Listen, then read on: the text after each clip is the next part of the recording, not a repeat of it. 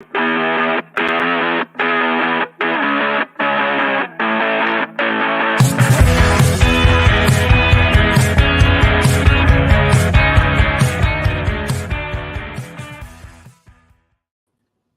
afternoon, Louisiana, and welcome to the Fantasy Roundup for Tuesday, August the 30th, here on bet.nola.com, brought to you by Caesars Sportsbook. I'm Zach Ewing, your host, with Spencer the Guru Urquhart. This is our last Fantasy Roundup before the NFL season starts. Next week, the schedule is all messed up because of Labor Day, so we're doing a Bayou Bets on Tuesday, so there won't be a Fantasy Roundup. So, long story short, everybody's got their draft in the next week anyway. We got to get to it, Spencer. We got lots to talk about, lots of draft advice, lots of rankings, and all of that. Yeah, this is crunch time, y'all. This is right where you have those big money leagues, and a lot of people wait till right to the end, right before the season for that. When rightfully so, you don't want to draft hurt players that unknowingly, like if you do an early August draft, you may have lost some players to injury. But now that we're waiting here, it's time to really dive in and hone in on who's worth drafting and who's not. Absolutely. And we'll get to that in just a second. Do want to remind everyone that we are powered by Caesars Sportsbook. You can get your first bet risk-free up to $1,250. If you don't win that first bet, you basically get a free bet to that amount. Go to NOLA.com/Caesars, and you can get that deal today. You also get 1,000 Caesars rewards points when you sign up for that deal. Pretty cool there. Tara's here. She says, who dat? Spencer, I think would be remiss, and we'll talk more about this weekend on Bayou Bets, but real quick, your reaction to the Saints trading C.J. Gardner-Johnson this morning. Yeah, I was really surprised by it. I didn't feel like they got enough for him considering how talented he is, and also just he brings that energy to the field where he's got a disruptor on defense. So it's kind of stings no longer having him. Apparently he had wanted a contract extension, and the Saints and him were too far apart. But it's just disappointing to see someone like him get traded right before the season, because you feel like it's just, who's going to fill that nickel role? It's kind of up in the air now. P.J. Williams, the rookie Alante Taylor, Bradley Roby, none of those sound nearly as appealing as C.J. Gardner-Johnson. So it'll be a tough hole to fill, but hopefully somebody can step up. Yeah, and I do think the Saints have a good starting secondary. It may be a little bit of an issue of depth. Obviously, he's a good player. My concern, and again, we'll go more in depth this in Thursday's Bayou Bets at 4:00 live here on these same channels. If you're going to trade him, if it's a contract dispute, he wants way too much money, you're too far apart, you figure let's trade him now so we can maximize value. First of all, if that's maximizing value, we got a problem. I guess, and second of all, if that's all you can get for him is a 5th and 6th round pick, and by the way, you're also giving up a 7th round pick in the deal, why not trade him? Let's say that the Miami Dolphins were just offering a 5th and 7th round pick, or they wanted a 6th round pick instead of a 7th round pick. Like, the Dolphins are not a team you're going to be fighting for the last playoff spot in the NFC. The Eagles darn well might be, but not to mention you play the Eagles in week 17. In Philadelphia, it's going to be a tough game. Anybody who's seen Chauncey Gardner-Johnson play, he's going to be geared up for that game. This is not like an all-pro caliber player who can change a game by himself, but he is a good player, and he is going to want to make an impact on that game. So I just thought the whole thing was a little strange. Trading him, I understand it's a business, things happen. Trading him to the Eagles for a low price, that's what was strange to me. Right. Yeah. I wish he'd have gotten traded to the AFC. You don't want to have someone still in your conference, especially considering the Eagles are going to probably be a threat for a wild card spot there. So it's not ideal, but I guess they figured that was the best they could get. But I kind of wish they'd have just kept him and, rode it out. And so what if you don't get any draft pick compensation? A 5th rounder, odds are that's not going to amount to anything, but it was, honestly, I think it was probably one of those things to where, like, Dennis Allen must not have thought he was a great fit chemistry-wise. He must have thought that he's just, even that nickel role, I guess, wasn't his. Maybe he was wanting to do more than the nickel role, and Dennis Allen was like, well, no, this is your role. And it kind of, I have a feeling there was some more things internally than they're letting on as far as why he got traded. And that's exactly right. And whether it's even on the field stuff or just he was going to be a malcontent because he didn't get the contract he wanted. And again, we've all seen C.J. Gardner-Johnson play. His attitude, his sort of being a pest on the field can be a very positive thing for the Saints, but you could see how that could go south real quick if he's going to be malcontent. And so I do think there's probably more than we know on the surface going into this. I was surprised at the destination for where they traded him. That's what surprised me, the destination and the return on their investment, more so than the fact that he was traded at all. But we'll talk more about that on Thursday. Again, 4:00 live, Bayou Bets. We also want to take this opportunity to tell you lots of stuff going on here at bet.nola.com. Saturday, right here at Harrah's Casino. I'm actually in the basement of Harrah's Casino right now. Upstairs, they're opening up the new Caesar Sportsbook here at Harrah's New Orleans on Friday, and we're going to be live there, Spencer, on Saturday for the first big college football day of the year. You, me, Jim will be joined by Kenny Mayne, former SportsCenter anchor. We might have a couple of other guests lined up. That's going to be at 1:00 Saturday. And then at 4:00 Sunday, we're going to do a big pregame show for the LSU Florida State season opener. And weather permitting, we'll be outside the Caesar Superdome in Champion Square. So it's a big weekend. It's going to be a lot of fun. And I would also like to remind people that we have, I think, 3 spots left if we go to a 12-team league. Otherwise, it's just 1 spot left in our bet.nola.com fantasy football listener league. And this is pretty cool. You get to compete against Spencer. You get to compete against me and Jim. And also, if you win, if you're the top listener finisher, you get 2 tickets to the Saints-Panthers game on January the 8th in Week 18. That's, let's face it, that's a ridiculously cool prize for just, you don't even have to win the fantasy league. You just have to be the top listener finisher. And then we've also got some cool swag, some Caesar Sportsbook swag, and some Bayou Bet swag for people who finish second and third among the listeners. So if you want to sign up for that, drop us some contact info in the comments or email me at zewing@gmail.com. zewing@theadvocate.com. I will lose it in my Gmail account. There's way too much stuff that goes in there. zewing@theadvocate.com. And I will get you signed up today. And we're going to draft, I think, next Tuesday. So instead of doing a fantasy roundup, we'll be drafting next Tuesday. And in the meantime, let's finally talk some fantasy. All right. So we did this last week, Spencer, some draft tips. I have a draft tonight, so I'm paying attention to these. I know you have some drafts this week. So here are the Guru's top 5 draft picks or draft tips to help you with your picks on your fantasy football draft day. Number 1, Spencer, you like to get those running backs early.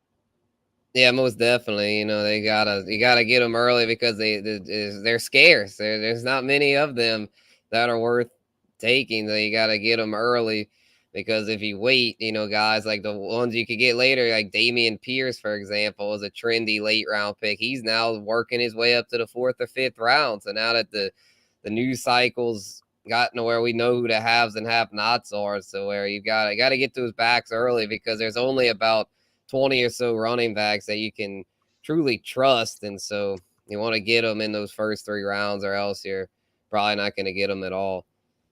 Let's take a minute to talk about Damien Pierce because today is cut day and Marlon Mack got cut by the Texans. And so the fantasy community is abuzz with the idea of Damien Pierce. But you said off the air, like, you can overreact to this too. You don't want to just automatically take Damien Pierce in the 3rd round all of a sudden. Where are you taking him? Where do you have him? And we'll get to your rankings in a minute, but what is the proper reaction to that news?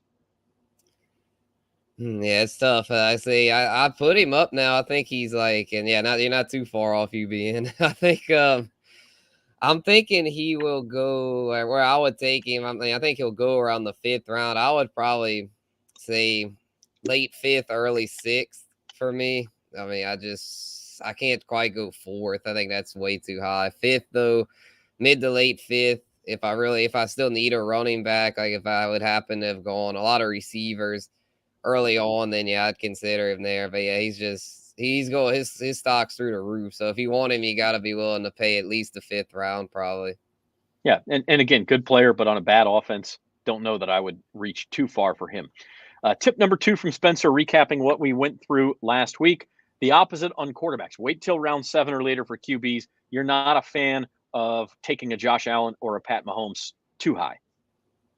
No, not in the single quarterback league, because the difference between them and, let's say, a Kirk Cousins or a Derek Carr isn't nearly as much as the difference between like a Austin Eckler and a Damien Harris or something, or just a Devin Singletary, one of those like fringe starting running backs. So yeah, definitely don't reach on a quarterback. All right, number 3, don't be afraid to reach for high upside players. We talked about Damien Pierce. He may have sort of jumped the shark here into being like you don't want to reach too far for these guys. But I think the point here is ESPN's rankings, Yahoo's rankings, whatever league format you're using may have a guy ranked, let's say it's the 3rd round, you're picking number 34 and he's ranked number 52. Don't be afraid to take him if you like him. Right. Sometimes you got to do that. I mean, if your next pick's not until 55 and you're convinced 52 is the guy you want, who cares what ESPN says? Yeah, perfect example of that. Travis Etienne and AJ Dillon are 2 guys that I said it last week and I'll say it again. Get them. Don't worry about their ADPs. Get them early, because there's going to be a savvy member in your league that's going to jump on it if you don't. Yeah, absolutely. If you want guys, you better go get them. An auction is a different story because you can kind of save your dollars for the guys you really want. Go a few dollars higher than anybody else is willing to go. No problem, you'll get them. But in a draft, look, you got a minimum of 10 picks between your picks, and sometimes more than that if you're picking.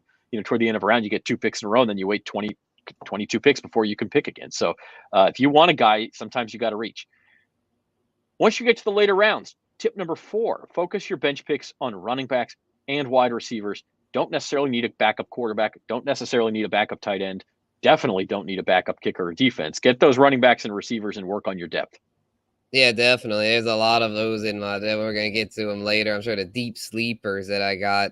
So, I mean, most of the majority of those are running backs and receivers, and those are the kind of guys you can get late on your bench that could really provide that extra oomph to get you over the hump. Could be a good flex player if one of your key guys would happen to go down. You got to, they don't get, there's no mulligans. No one's going to give you a free pass because you lost Christian McCaffrey or whoever it might be. You've got to have depth to replace those guys if needed. And so definitely load up your bench with potential options there, rather than like worrying about, I got to have a backup tight end, because it's like, as long as your starting tight end's healthy, there's no need for that other than the 1 week they're on bye. Yeah, absolutely. Uncle Big Nick says that Jim vetoed on my auction plan to have Spencer. See, Jim Derry in fantasy, Jim Derry might be, he's so soft when it comes to fantasy sports. He's not here to defend himself, so I won't go too hard. But if it's not exactly the way Jim likes it, he's not happy. Yeah, decimal points. Yeah. Don't even get into that. Can't have decimal points. I can't believe that. To me, that's just, anyone should agree you don't have decimal points. That's just common sense. But Jim, we love him, but man, he's stubborn. That is a good word for it. Tip number 5 from Spencer the Guru: don't draft your defense or your kicker until the end of the draft. Come on. Look, these are not big scoring players. You should not be, oh my God, I got 2 open spots in my starting lineup. I got to draft them before I draft my 3rd running back. No. Unless you said this last week, Spencer, unless you're in a league where for whatever reason, the rules state that defenses, the scoring rules, defenses can get dozens of points in a week. You don't need to reach, and certainly not for a kicker. Oh, yeah, definitely not. No, there's just no need for it, because I mentioned earlier about the quarterbacks are not being much point differential between the waiver wire options and the top scorers. It's even more so with defense and kicker. I mean, a lot of weeks the waiver wire guys outscore the top options at these positions. So yeah, definitely no need to reach on them. Just take them. If you have to take them with your last 2. Defense, stream, play the matchups. Kickers, just try to find a dependable one on a high-powered offense. You're watching the Fantasy Roundup here on bet.nola.com. Spencer the Guru is with me, Zach Ewing, and we're getting you ready for draft day, whether it be tonight, later this week, this weekend.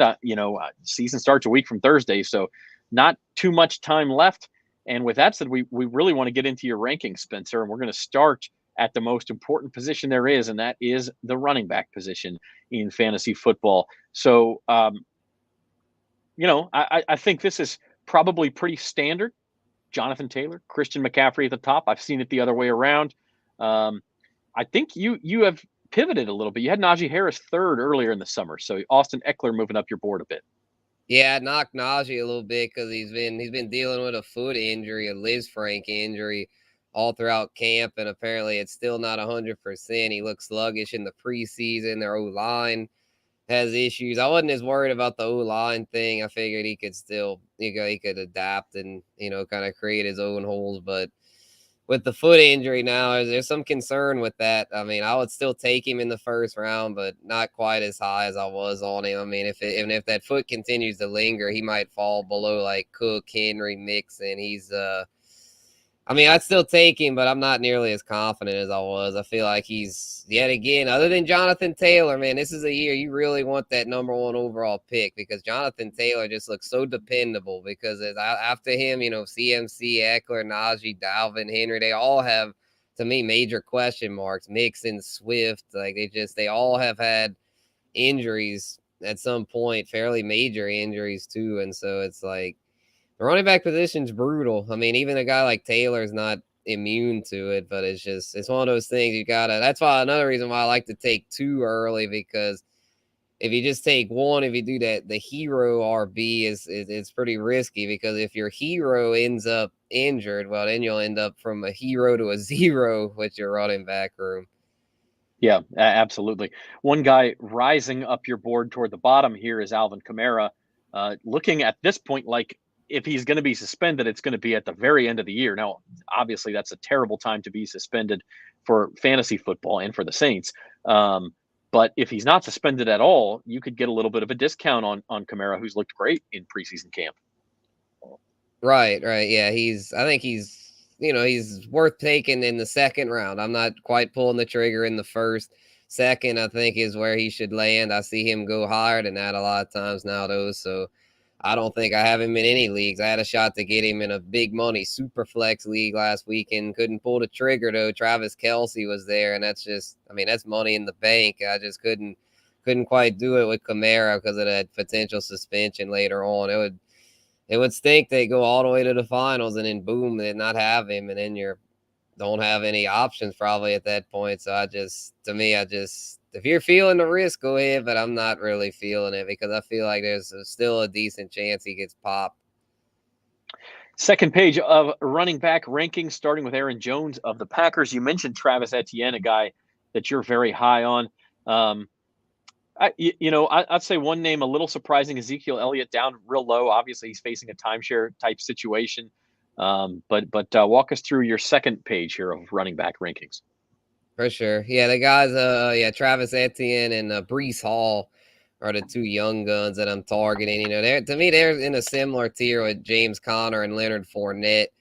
All 4 of these are similar. I usually prefer Etienne and Hall because you can usually get them cheaper and they have more upside. Connor and Fournette, yeah, they're more proven. They're in better offenses, but they're both just so brittle. I mean, he talking about those first round guys being injury prone. These guys are even worse. Connor and Fournette, I don't think have ever played a full season in their careers, and it's just constant with them. They're always battling something. So I'm not really willing to pay up for them like a lot of people are. And then down in the 20s there, you can get guys a lot of times like Josh Jacobs and Elijah Mitchell at a discount because of the fear of committees. And then Zeke, I am not touching Ezekiel Elliott this season. I mean, I'd almost rather take AJ Dillon over him. I know I have Zeke 1 ahead, but he'll probably get more of a workload being that Dillon's still the B behind Aaron Jones. But I think Dillon's going to have a huge year, and personally think he's going to really take a step forward and probably exceed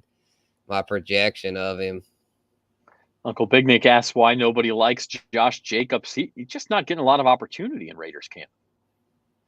Yeah, actually, I don't mind him if you can get him at a value. Like here, he comes in at 20. A lot of lists have him like below that. So Nick's right as far as he's not getting a whole lot of love. So you can get him at a value. He's a talented back. I know they got Zamir White over there now, but I mean, he's a 4th round rookie. I don't see him coming in and taking the job from Jacobs right away. And plus, Jacobs is in a contract year, so they're probably just going to be like, we're going to use this guy until he runs out on us. It's not like it's a long-term investment. So I actually like the value you can get a lot of times with Jacobs in redraft leagues because he's a guy that should be an RB2 that a lot of times you can get as a flex or cheaper. So yeah, I don't mind him at all.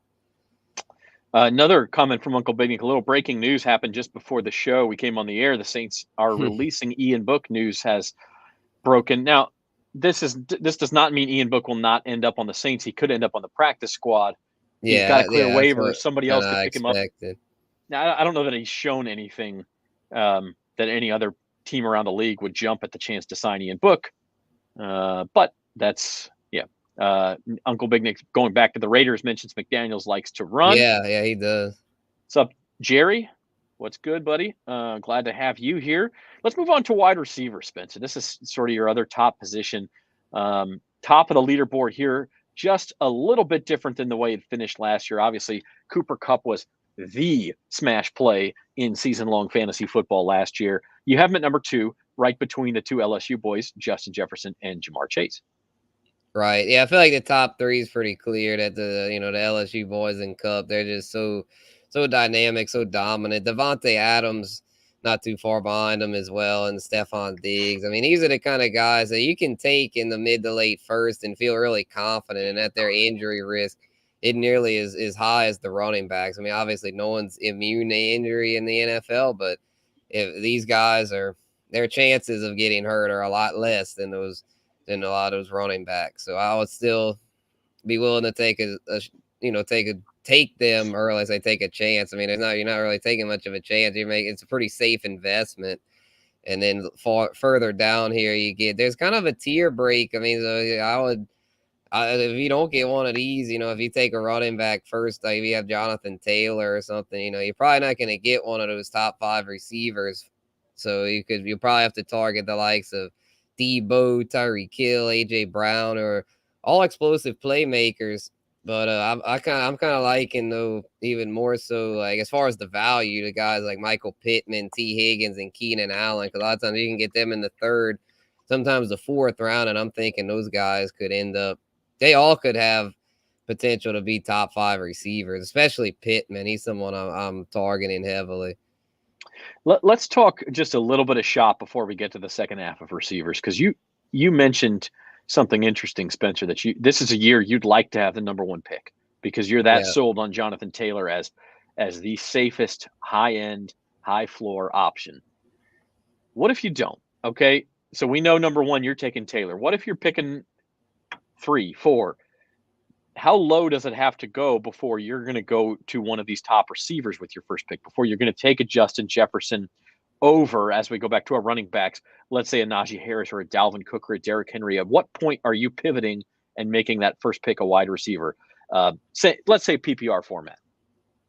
I would say, shoot, I mean, 6th pick, like some 5th, 6th pick, if like the first 4, those all running backs, like I wouldn't be scared to start off the receiver run by taking Jefferson, because then there's a chance you could still get like a Javonte Williams on the way back, or Saquon. You should still be able to get a RB1 caliber talent in round 2. So no, don't be afraid to take Jefferson or Kupp if you get like that 6th, 7th, 8th pick. You're probably the middle. What do I do? But if you're stuck, take the safe bet. Take the receiver to the 100 receptions, 1,500 yards, 10 touchdowns, and money in the bank. I mean, that's something that's very valuable in fantasy. That security of having that, where with these running backs, we all know the risk involved. So if you're not really feeling that, then go ahead and take the safe points with the WR. And how about the way the board falls if you have a back half of the first round pick? If you're picking 10th, 12th, somewhere in that range, you can go get a maybe DeAndre Swift, Javonte Williams, Alvin Kamara, that range. Or if you flip over to the receivers, maybe you're in the Jamar Chase, Devontae Adams range. And obviously in a snake draft, you have 2 picks in quick succession there. Are you going one of each? I know we know from your tips you're not taking 2 wide receivers, or are you targeting 2 running backs and getting that taken care of and then going down the board for your receivers? Yeah, I usually like that, the back end. I kind of like that spot because you have a lot of flexibility. You can either go RB, get like a Swift mix and nice duo like that, or if there's a big run on running backs, then just go ahead and take like a Chase mix and duo. Or you probably don't want 2 Bengals, probably Chase Swift or Chase Javonte. Have one of those top stud receivers as well as a top 10 running back. So that's generally what I do, unless there's a big receiver run. Then you go running back. But generally, I like to go running back, receiver at that spot. Yeah, and I mean, I won a league last year with Jamar Chase and Joe Mixon. If you're going to stack an offense, you could do worse than the Cincinnati Bengals, who are going to put up some points and some yardage. Second half of wide receivers, and here's where we get into some more guys who are more hit or miss. A lot of these guys are not going to be every week performers. You're going to have to kind of plug and play some WR2s, some WR3s here. But walk us through this page here. Yeah, this list is these guys, a little more volatile, but there's still a lot of value to be had here. You know, the top part here, like Evans through Hollywood Brown, are all guys that could be WR1s this season, because they're all, I believe, other than Mike Williams, all number one targets on their teams. And Brown will be until Hopkins comes back. But yeah, everyone else should be a number one target there. I really like Mike Williams, though. He's been rising up my board. I feel like he should see even more targets this year with Justin Herbert and one of the best offenses in the game. So I really like him there. Deontay, I feel pretty good about, even though the quarterback situation's unsettled there in Pittsburgh. I think I mentioned it before. I don't see the Big Ben loss affecting him too much. He might not catch quite as many passes, but he should see more yards. And in Hollywood Brown, I really like as someone that I think could be a league winner, especially early on. And then if you feel like, the Hopkins return might hurt him, well, you could then trade him, because I'm sure he'll have big numbers for these first few weeks. And then the after him is a tad bit of a drop off, but I mean, Allen Robinson, Jerry Jeudy, both are pretty solid. And then like Gabriel Davis, a high upside option. Darnell Mooney got a lot of potential as a number one target. And then two guys that I'm fading in most leagues, Metcalf and Waddle. They made my list, but I'm not really feeling them. Metcalf due to quarterback concerns, and Waddle with the Tyreek Hill there. And he's also dealing with an undisclosed, I forgot what they said, lower leg injury, I think. So a lot of concerns around Waddle. Yeah, and I think you raise a good point with the bottom of that board there. The guys like Metcalf and Waddle, who, yes, you have them as top 24 wide receivers. You have them as WR2s in a 12-team league. But if you value them less than your league mates do in a given league, that is much more important than exactly where you have them ranked. And that's where it's important to kind of go in with some individual rankings. Take the default rankings in your league format and move guys around. Like, hey, I like Jerry Jeudy with Russell Wilson a lot more. I'm going to move him up. Or I like AJ Brown in Philly now. I'm going to move him up. And that's what's more important than it is exactly where you have them ranked, because you've got to you've got to play the room, right? And that works for an auction too. Have a price point in mind. Okay, I'm not going above $10 on this guy. He's probably going to go for 15. I have to be okay with somebody else getting him. That's fine. Now, if for some reason nobody else likes him and he's cheap, sure, I'll take him for $10. Have a price point in mind, and if it goes beyond that, sit out. Save your money for somebody you really like. So it's all relative. Yeah. Moving on to quarterbacks, Spencer. Oh, I'm sorry. Were you going to say? Oh yeah, about the price point thing, because a lot of times, those guys will go, the ones you don't want, like the Waddle or Metcalf, and then just we can get your guys later on a lot of times. So just don't panic pick and just feel like, oh, just because the list has so and so ranked high that I've got to take him here. If someone you're just not messing with, then steer clear. There's a reason that those guys fall a lot of times. Yeah, that list should be a guide for you. It should not be you don't want to be auto drafting off of that list. That's not a good way to go. Moving on to quarterbacks, and this is where you say wait until the 7th round. You wait until the 7th round, you're probably not getting one of those top 3 guys. Maybe not Joe Burrow or Lamar Jackson either, but you're okay with that.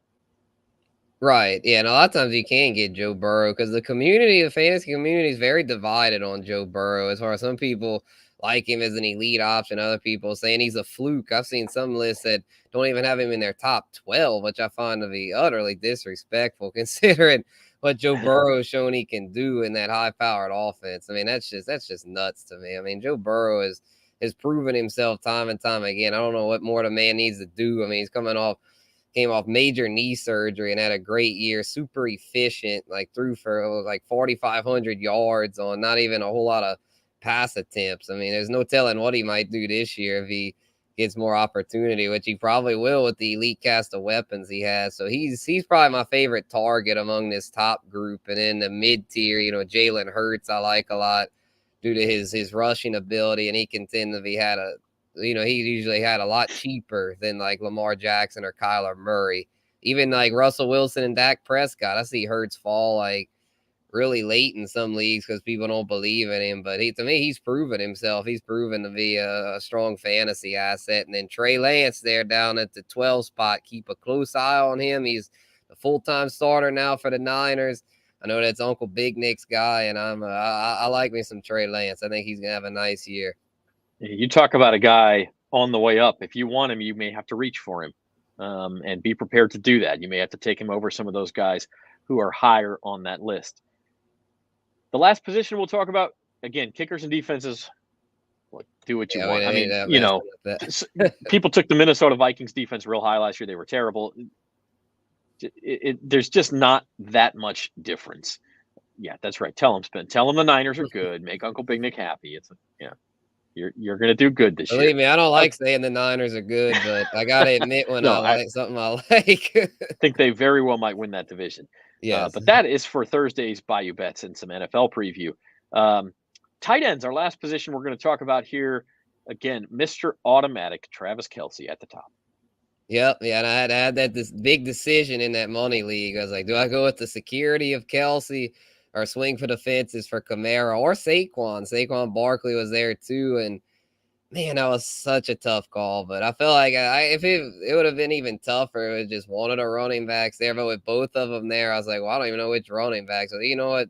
Kelce is the clear cut, top pass catcher at that point. All the top receivers had gone. So I was like, I'll get him to secure the tight end position. And then, him, Pitts, and Andrews, all very, very much sure things there early on. And I'm also really liking Dalton Schultz. I've mentioned him before, but I've moved him up over George Kittle now. I feel like he's going to really do well. I know Kittle probably still do better on a per game basis, but considering Kittle's injury history, I'm really high on Dalton Schultz. And another tweak I made was TJ Hawkinson over Darren Waller. With Darren Waller's, he's picked up an injury recently. He might miss the first week or two. So and I already wasn't high on Waller to begin with, and I'm thinking Hawkinson should do pretty well in what should be an improved Lions offense. That is the story with tight ends. Another comment from our friend Uncle Big Nick. Jim, please, God, tell me that's true. Please tell me that's true. If we could prove that, we could hold that over Jim's head for the entire forever. Please tell me that's true. Do not pay $15 for a kicker in an auction league. This is our big money advice. Don't pay $15 for a kicker in an auction league. I was like, who could it have been? I was like, Will Lutz. $15. He won. He still won the league. Okay, well, I mean, maybe everybody else is paying big money for kickers too. I don't know. Yeah, maybe you can win a league. Yeah, I was like, there are some leagues that favor kickers, but I still wouldn't do it. Yeah, I mean, I guess it depends on what kind of budget we're talking about too, right? All right. The way you can win a league is by making the right picks. Obviously, you want to nail your first few picks, but what separates you, if everybody kind of goes by the board in the early rounds, it's not any major injuries, or if you do, okay, you're not going to win this year. But those of you who don't have any major injuries, the thing that can separate you is picking up that guy real late, 14th, 15th, 16th round, who ends up being a huge asset to your team, ends up being in your starting lineup in the playoffs, pops off one of these weeks to get you through a playoff round or to win you the championship.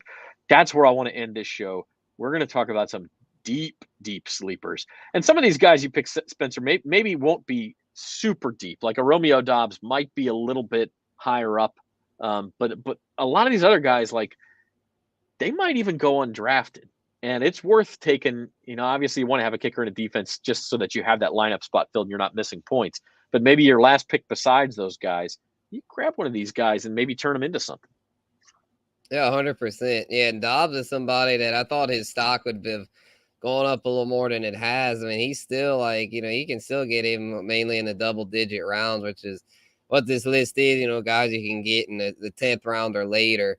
And Isaiah Pacheco, another one that's really been on the rise for the Chiefs. Ronald Jones did make the 53-man roster, but I'm not concerned about that. I think Pacheco is still going to be the number 2 to CEH and potentially the number 1 if CEH suffers his annual injury, which has been his problem. And there's a lack of performance, too. So even if CEH is healthy, I could still see Pacheco getting a big workload there. Same with Tyler Algier. The Falcons' backfield very much up for grabs. I see Algier seeing a pretty nice workload at some point. Mike Davis is on here just for the sheer fact that everyone's still hurt in Baltimore. Dobbins might not play week 1. Gus Bus is on the pup. So with their running back still very much banged up, Davis could see a big workload in what should be a power run team in Baltimore. And yeah, all those receivers like Collins, Palmer, Pierce, all high upside guys that you can get basically for free. Absolutely, and they can win you league. As I say, I mean, sometimes these guys at the end of the year, you wonder how the hell they weren't drafted because they end up being. Look, Cordero Patterson last year ended up being a very valuable fantasy player. Now, that was pretty obvious from the first week on that he was going to be. But if you didn't have that number 1 waiver spot or you didn't want to spend a bunch of your fab on Cordero Patterson after one good week, boy, if you drafted him in the 15th round, you were sitting pretty because that guy ended up being like an RB2 for the rest of the year. So there are guys out there like that who can end up winning you a league or just increasing your depth. And that's what we're all about. This is the Fantasy Roundup for August the 30th. About done. We want to send you all off and wish you good luck in your drafts. A couple of things before we go. Number 1, haven't checked my email, but if you want to get in on the bet.nola.com listener league, send me an email, zwing@theadvocate.com. The first 3 people who do it get those last spots. And again, the top listener finisher 2 tickets to Saints Panthers on January the 8th as a grand prize, and also got some Caesar Sportsbook swag and some Bayou Bet swag. If you're the second place listener finisher, we'll let you choose among that. Third place will get the whatever's left over. So lots of prizes out there. It's free to play. All you got to do is sign up, and we draft a week from tonight, next Tuesday night. So Spencer, as you send people off to go do their drafts, what is your final word of advice? Just stay level-headed because it's one of those things. I see it all the time in drafts. People make panic picks and do crazy strategies and all this. So just stay level-headed. If you want to have a few beers, that's fine. Also, don't get drunk in draft. If you want to drink a little bit, that's fine. But some of these home leagues I see end in disaster because I got plastered at the draft and ended up reaching on a kicker. So it's like, yeah, don't be that guy. Don't be Taco from the league or something. So I mean, you gotta stay level-headed. Just be smart about it. Just do your research. Have fun too. Obviously, you want to have fun. I mean, we do this for fun. You don't want to turn this into a freaking full-time job unless you want to be like me. But I don't know. I've just loved this so much since I was a little kid to where I've do it for a job now. It's pretty wild to think about. But for most of y'all out there, just keep having fun, because even though this is my job, I still very much have fun doing it. So have fun and be smart and come out of there with the stacked team to get to win the bag and whatever bragging rights are on the line. Yeah, and that was going to be my point, is like, look, yes, take it seriously because winning is more fun, but fun is the point of this. And so if there's a guy you really like, don't take him 5 rounds before you should go. But if you take him 2 rounds before you should go, no big deal. That's cool. Like that's the guy you really like. You want to watch him play. You think he's going to have a good year.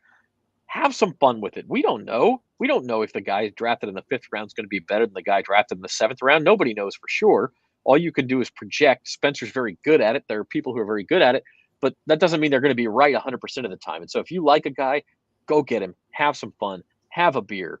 Don't get so drunk that you take Tyler Bass for $10 in an auction, but have some fun. That's all I'm saying. Oh man. And yes, for our fantasy players, if you ever need fantasy golf help, we'll have Uncle Big Nick back on for the majors next year. For sure. The man will help you out. Having said that, that's going to do it for us today. We will be back at 4:00 on Thursday. Big weekend to come.